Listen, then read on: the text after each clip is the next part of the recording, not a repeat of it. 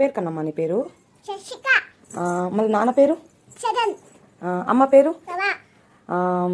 నాని పేరు? జేజు పేరు? మళ్ళా అమ్మమ్మ పేరు ఏం పేరు? తాతయ్య పేరు? మళ్ళీ పెద్దమ్మ పేరు? అన్నయ్యల పేరు? మళ్ళా పెద్దనాన్న పేరు ఏం పేరు? పెద్దనాన్న పేరు? సరే, పెద్దమ్మ నేను ఏమని పిలుస్తుంది?